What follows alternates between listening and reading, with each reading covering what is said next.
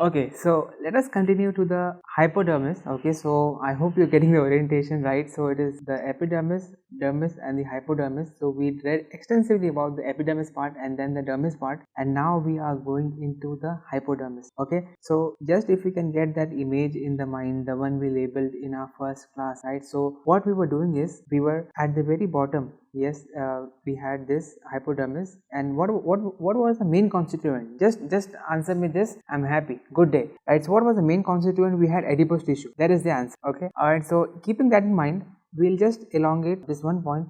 Okay.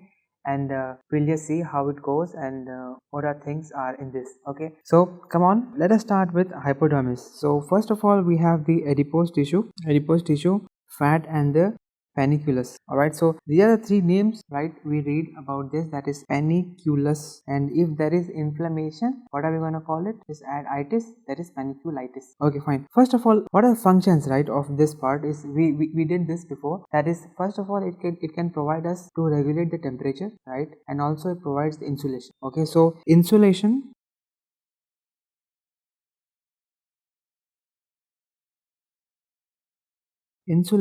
and thermal regulation.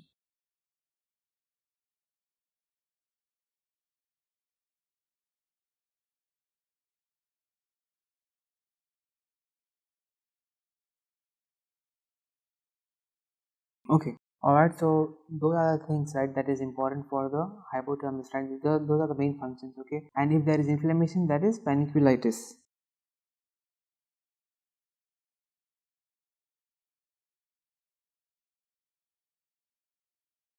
Okay, fine. So let us go on to the contents, right? So if you can just see in this diagram, so the yellow ones are the fat lobules,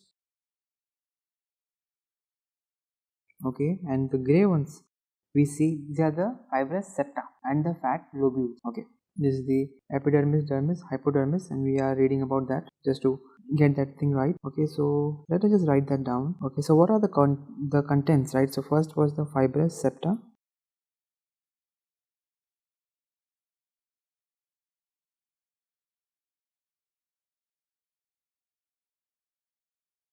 Fibrous septa, and we have the fat lobule.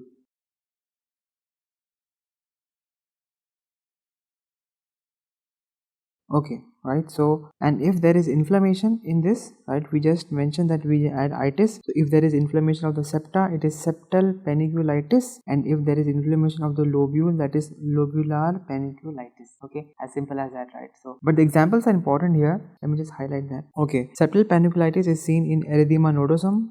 We will read about that in the later part. Okay, and the next one is lobular panniculitis is seen in erythema induratum. I hope you can see. Okay, erythema induratum. All right, fine. So that was all about hypodermis. Yes, there were septa and there were lobules, right? And in the hypodermis, what is the function? Is providing thermal regulation to us. Yes, and it's providing insulation to us. And if there is inflammation of the septa, we call it septal panniculitis, and if there is inflammation of the lobule, it is lobular panniculitis. Okay, and we have to remember the examples very correctly, that erythema nodosum and erythema induratum, right, of the septa and the lobular ones. Okay, so with this we complete the whole epidermis, dermis and hypodermis part. Okay, all right. So the next topic is going to be microabscess. Okay, fine. So let us just get into that. Okay, so microabscess. Yes. So what is abscess? This is a proper definition that we have to read in the next chapter. Yes, a collection of cells. Yes, that is called an abscess. First of all, so the size is very important, right? So if it is a small one, we call it as a pustule.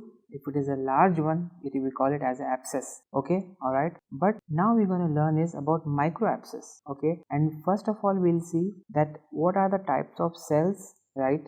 These are the eosinophils, lymphocytes and the neutrophils, right? So these cells, if they are deposited in a particular layer, what are the conditions we see them in? First, second, which layer they are coming and getting deposited, okay, and what sort of inflammation they are causing. Okay, so this is going to be like a one-to-one thing. Okay, so for example, if it is eosinophils, they are getting in the basement membrane layer. Yes, so it is just like if it is eosinophils and they are getting deposited in the basement membrane layer, in which disease do we see it? Okay, all right. So let us just start with the first one, the eosinophils. If the eosinophils they are deposited in the basement membrane zone, it is in pemphigus vegetans.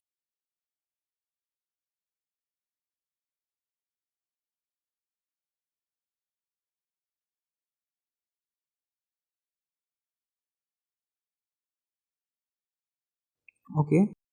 Alright, so and what I want to do here is I just want you to remember this V. Okay, and when we read about pemphigus, I'm going to give you a trick to remember them. Okay, in pemphigus, which antibody number is formed? That is a very important point. Okay, alright, so you remember the V. Alright, so the next one is the lymphocytes, right? So this one is pretty important. Yes, so okay, so this one is okay. Alright, so lymphocytes, right? In lymphocytes, first of all, they are being deposited in the epidermis. Okay, so that is the question, that is answer number one. Okay, and in which disease do we find it? Yes, that is the other thing. It is what we call it as are the Portier's microabscess. Alright, this word is very important. Okay, Portier's microabscess.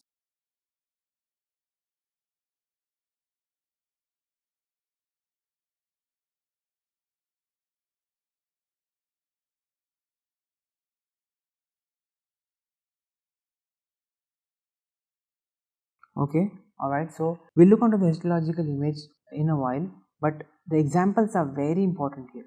Okay, so in which disease do we see? Okay, so first is mycosis fungoides. Okay,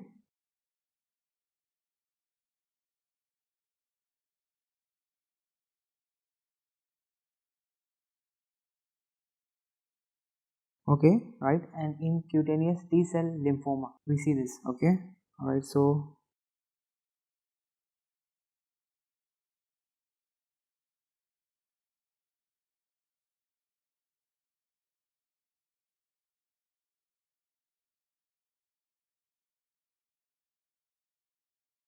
alright, fine. So what I would like to do is I would just put this one topic as a star one. Okay, so that is important, right, to remember. Okay, and this microabscess thing is very important, right, because this the names Altrius microabscess, Munro's microabscess, right. So these names would show up just randomly, and the questions would these names would indicate the diseases, right. So these are the hot words, yes, that we can remember to make our receptiveness very pretty accurate, right. So they're very receptive about these things as well, like what words are in which diseases, right. So that is very important, hot words. Okay, the next one, we just see the histopathological images of these. So this is the Portier's microabscess, you can see, okay, in the epidermis, yes, and even here as well.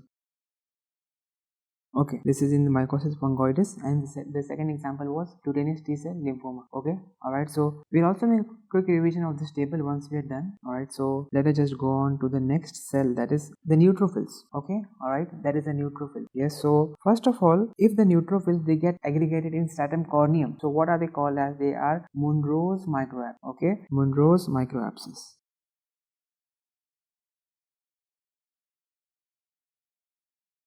Okay, fine. And if if the neutrophil they get deposited in the spinosum layer, okay, the biggest layer, right, the one which has the Langerhans cells, the APC cells, right. So what are these? These are spongiform pustules of Cojol, right.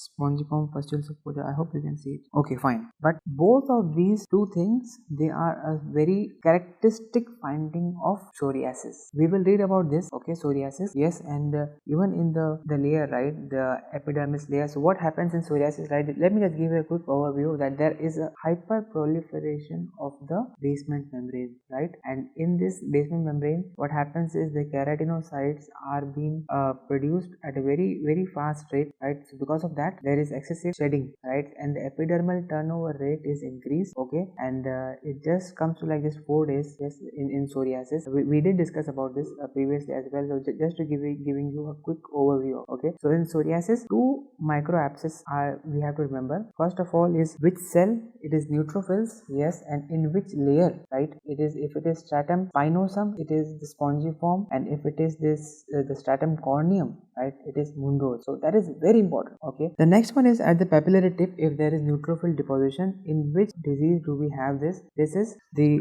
dermatitis herpetiformis. Yes, all right, dermatitis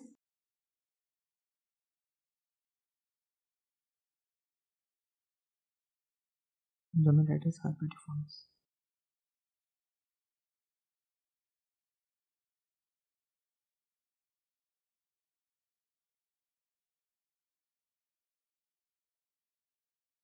Okay, fine. Which were the papillary tip and which were the rete ridges? Yes, so I hope you guys remember the one on the top was the rete ridges, and the lower invaginations, right, which were there, they were the papillary one. Okay, alright, so this does come, we just ended up the whole microabscess list. Okay, so I'll just make a quick revision of the whole thing, right? So first of all, we have to do which types of cells are there, right? Either it could be eosinophils, right? It could be either lymphocytes, yes. And first of all, you have to remember the locations very clearly, right, in this one. So eosinophils, basement membrane, pemphigus vegetans. Lymphocytes, yes, we see them in the epidermis, yes, and the name is Portreous microabscess, and it is seen in two conditions, right? So it's mycosis fungoides and cutaneous T-cell lymphoma. Okay, and the next one is the neutrophils. We see if it is stratum corneum, it is Monroe's microabscess. If it is stratum spinosum, it is spongiform pustules of Kovacs, and both of these are findings of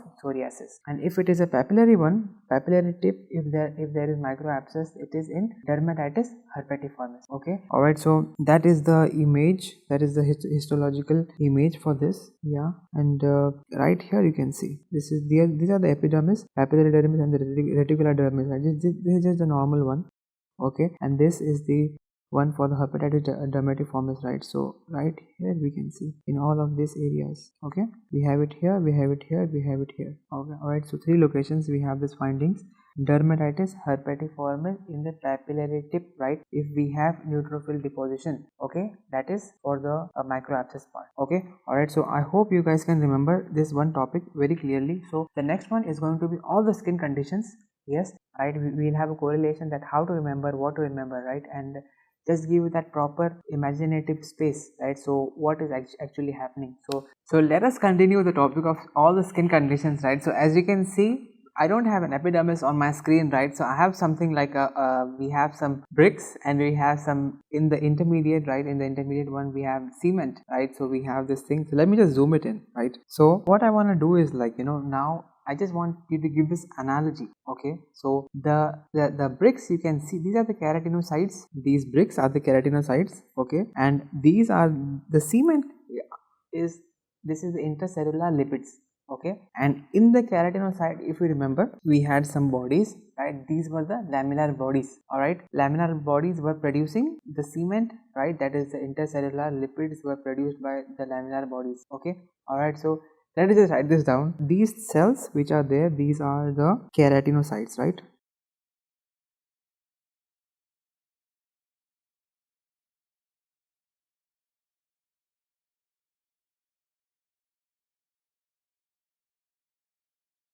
Okay, all right, these are the keratinocytes, and the cement, yes, the cement in the wall, these are the intercellular lipids. Okay, intercellular lipids.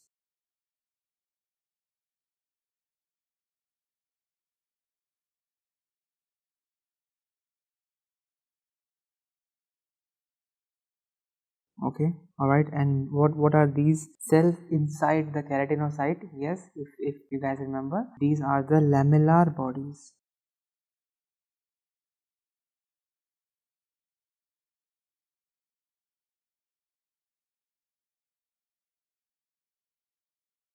Okay, all right, so these are the bodies which synthesize lipid, and they descend it on the outside, right? Yes, so they can have a full complete packing around the keratinocyte. Okay, so now we when we have this analogy in our head, yes, so now just think like this. So what are the list of problems that we can have, right? So what are the list of problems? First of all, in a keratinocyte, right? So there could be some problem of the junctions. Yes, there could be the keratinocyte itself has some issues in it, right? Or either that could be some problems of some pumps. Yes, so but all these 3 issues are of the keratinocyte, not the cement. Cement is the next topic, right? The lipid cement part, this one we will take up in the next one. Okay, all right, but first now we are just talking about the keratinocyte. Okay, all right, so let us just write this down, that if there is damage to the intercellular junctions, right, so who is the guy who is responsible for all this? These are the desmosomes. Okay, desmosomes.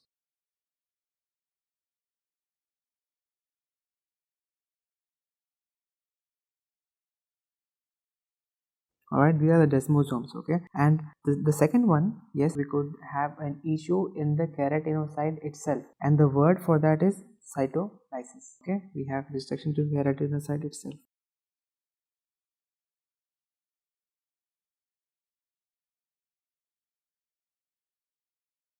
Okay, the third one is we can have problems in some pumps. Yes, for example, here we have calcium pump. Okay, that is responsible for the functions of the desmosomes. We will learn about all these 3 points in very greater details. Okay, problems in the calcium pump.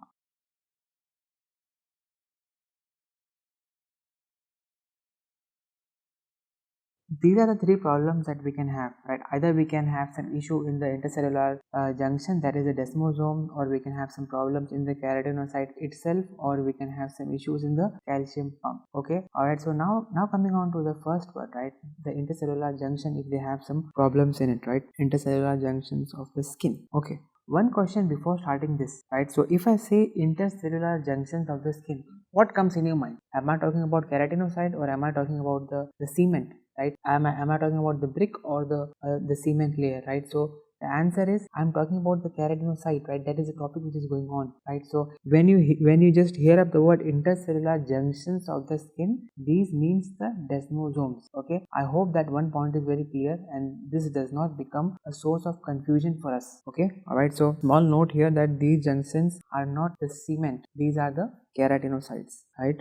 Alright, these are the keratinocytes. Okay, fine. First of all, we'll just take up an example. Okay, alright, we'll just take up an example that what antibodies are formed, right, in this. Yes, pemphigus. Yes, we will learn about the whole disease about pemphigus regarding everything. Yes, so I'll just give you a big quick overview about this. In the pemphigus group of disease, right, so there is an autoimmune response, yes, to a part of the desmosome. Okay, alright, to a part of the either of the desmosomes. Okay, and then let me just write it down that there are three type of desmosomes. Yes, so we have the desmocolin, desmoglin, and desmoflakin. Okay, they are the 3 type of desmosomes, either of the desmosomes,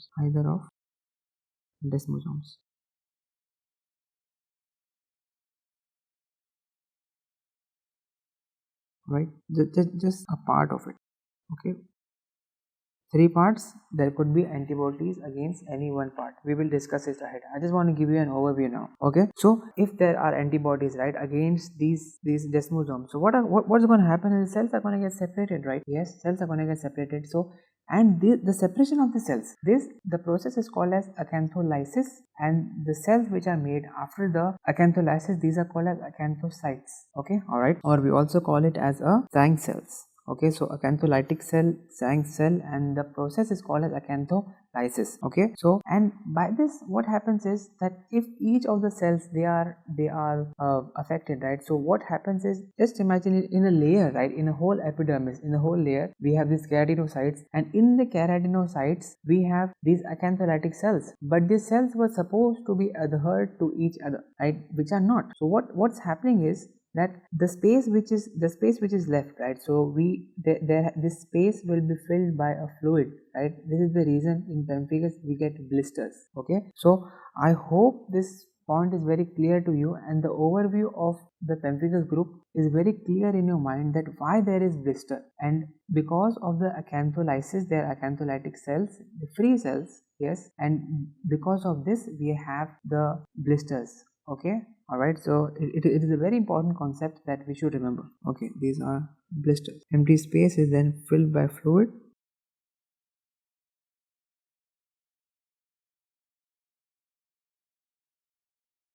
Okay, alright, so that is one of the thing. Okay, and in the next part I have included all the diagrams. Okay, so now you have the overview of what the intercellular junctions, right, about the intercellular junctions. Now you will understand this part better. Okay, alright, so let me just take the first diagram. All these are the same diagrams but different aspects to it. Okay, so first of all we'll just go on to this one. Alright, so I'll just give an orientation. This is a keratinocyte, this is another keratinocyte, right? And in this, these two are being joined by the desmosomes, 3 types of desmosomes. Yes, we'll see. Okay, so now did you get it? 2 keratinocyte connected by the desmosomes. Okay, alright, so now we will see the types of desmosomes. Okay, alright, so desmoflakin, yes, and this is phycoglobin and 𝗖𝗵𝗵𝗴𝗺. Alright, so these are the types of desmosomes. Okay, alright, and this is the antibodies formed against them. In which condition? Pemphigus. Alright, in pemphigus we have this. Alright, desmosomes are affected because of this, and even in pemphigus group of disease, right, we have a lot of different. This is a whole family of disease. Yes, pemphigus group of disease. When we discuss it, we'll talk about the greater details of it. Okay, so I hope you have like a very quick overview of all these things. Yes, and these are the blisters which we see, right? So now when you see a blister in a pemphigus group of diseases, I hope you can have that flow chart, right, in your mind, that okay, fine, in pemphigus there are antibodies against one of the desmosomes, and because this causes separation of the cells. The separation of cells are known as acantholysis, and in acantholysis this will be the reason for forming of blisters, right? Because the cells are free, that is the reason the blisters are being formed. Okay, so we see this. Okay, alright, fine. So now you have this thing very clear. What are we going to do is we will move on to the next part, right? So the next thing was destruction of keratinocyte itself, okay, called as cytolysis. Okay, fine. Okay, so if there is destruction of keratinocyte, what is going to form? Yes, the cell is going to swell up, and we call this as an acantholytic cell. Alright, fine. So let us just start with that one point, acantholytic cell.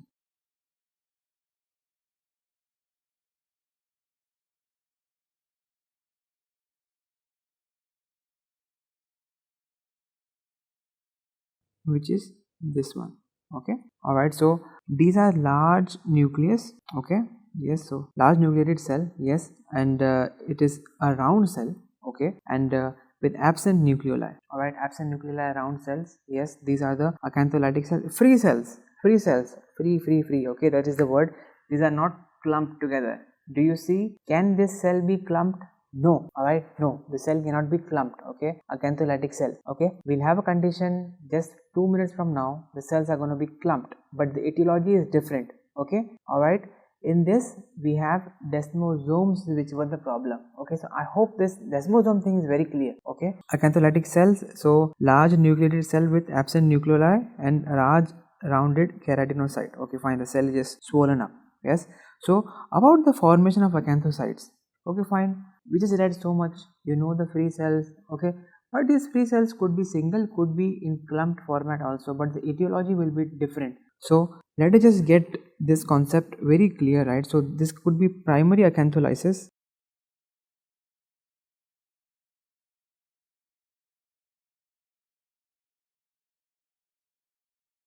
or it could be secondary acantholysis.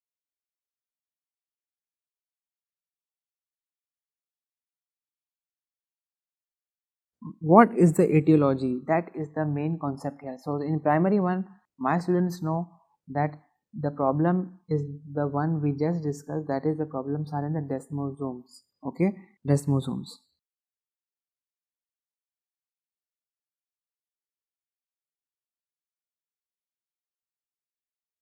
Alright, and in the secondary acantholysis, right, so the problem is not in the desmosome. Alright, so the problem is in the cell itself. Which cell? Keratinocyte. Okay, alright, so with this we'll make up our concept. What, because of this secondary thing, what in histological images, right, so what are we going to see in if we take out a slide for the secondary acantholysis? Okay, but in the cells, right, which cell? Keratinocyte. Okay, that is the only cell we are concerned about over here. Alright, now we have the primary and secondary acantholysis. Concept is clear, right? So the conditions are in which group of diseases we will see primary acantholysis and the secondary acantholysis. Okay, fine. In the first one you will see is the pemphigus group of diseases that we have discussed a lot. We will discuss more when the topic comes to it. Okay, staphylococcal scaly scale syndrome, SSSS. Yes, in this one.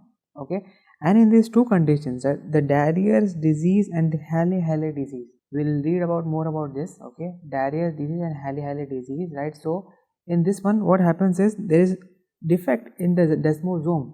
So the problem is in desmosome, primary acantholysis. Okay, fine. And in the second one, you see, I just said you that the problem is in the cell. Okay, if it is the problem in the cell, answer me this question. If you have now, if you are oriented very correctly with the whole lecture, if there is problem in the cell, do you expect the cell to be just single cell, or it could be clubbed together? Will it be multinucleated, or it will be just single cell lying around? The answer is it will be multinucleated, right? Why? Because the cell is being swollen up. The thing which holds the cell together, the desmosomes, are not affected. Because of this, you see right here, we can really appreciate the multinucleated cells, multinucleated giant cells, right? This is the example of the herpes, right? In herpes we find this, and now my students know very well, whenever they see this one slide, that okay, fine, in this cell, what we have is the cells are clubbed together. Even though these cells are called as acantholytic cells, the cause is secondary, not primary. Okay, so we remember this for a lifetime, once and for all. Okay, multinucleated giant cell herpes, secondary acantholysis. Okay, fine. So I hope this is very clear, right? We took a lot of time to get these concepts right, so I hope, but these concepts are such, right? Even in the coming part, you remember this one part and you will never forget. This is not the thing, like probably you have to revise it one more time, right? One with me, 3 times more with me in the lecture, and we just do one more revision, quick revision of it, and the concepts, we never forget the concepts. Maybe the examples you can forget, but the concept stays with us. That is what it is needed to be a good clinician, right? Okay, fine. We go on to the next one. These are the signs in science of dermatology, right? A little bit about it. So true and false. Yes. So now the third possibility of having a problem in the keratinocyte, right? It could be because of the pump. The earlier two were because of the desmosomes. Yes, or either the keratinocyte itself. Now one of the possibility could be that there is problem in the calcium pump. All right. So this calcium is being pumped by ATPase. Yes, and the calcium is important for normal functioning of the desmosomes. Because of this, what it happens is the cells don't function properly. That is the first thing, right? And we have the acantholytic cell are formed because of this. Okay, let us just write down everything. What we just said is it is because of the calcium pump. That is the first thing. Yes. The third possibility in the keratinocyte, desmosomes are calcium dependent. Yes. So these calcium are pumped in by ATPase. All right, fine. So if there is mutation in this, right, so obviously the calcium won't be enough, right, and we need this for the normal function of desmosomes, right, and this will lead to a process called as acantholysis. Yes, and desmosomes will malfunctions lead to acantholysis.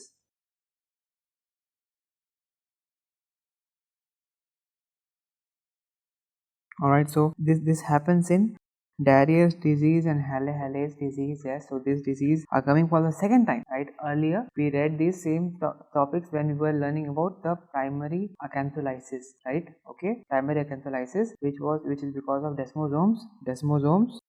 Okay, and I hope you guys can correlate it. Okay, when we read about topic of acantholysis, yes, these two names came before as well. Diarrhea disease and 𝗲𝗲𝗵𝗿 disease. Okay, primary acantholytic cells. All right, fine. So with this we complete the part A, right? That is about the problems in the keratinocyte. That is a problem in the semen. Let me just go back. Problems in the brick, right? The problems in the brick. Yes, we completed one part of it. Now what we're gonna do is we're gonna continue the part B of this lecture. Yes, that is going to be problems in the intercellular lipids, which are formed by the keratinocyte itself in the lamellar bodies. Okay, so I'm repeating this content again and again because I just want to bang this information, right? When you are done with this lecture, when you are done with listening to this, things should be very crystal clear. A very quick revision of 30 to 45 minutes. Yes, once after the lecture. Yes, and all the important points that we mentioned, and what all things you have to keep in your head so as to reproduce this topic. That is the key importance, right? Whenever we read anything, we can read and we can understand anything. It is not a big deal, but to retain that information, and it only depends on how well you have understood it. All the topics which we have understood very well, it is very easy to reproduce and even to memorize them, right? So we have to have a clear understanding. That is the reason we are going in very details of even the basic things, right? So, alright, let us continue about the cement, that is the intercellular lipids which are formed by the lamellar bodies. Alright, fine, let's go. That is the intercellular lipid, that is the cement problem, okay, as basic as it goes. Okay, so main thing, I just want to ask you, put up a straight question, what does it contain? What do you think the cement is contain? What are these lamellar bodies making? They are making ceramides. Alright, this word ceramides is very popular, right? So whenever we go in the market, we rather buy a moisturizer, right? So this word ceramides and sequelae are being bombarded on our face. Why? We will read why. Okay, fine. So it contains ceramides,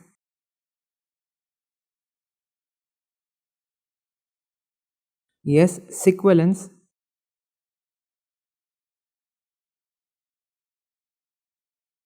or fatty acid,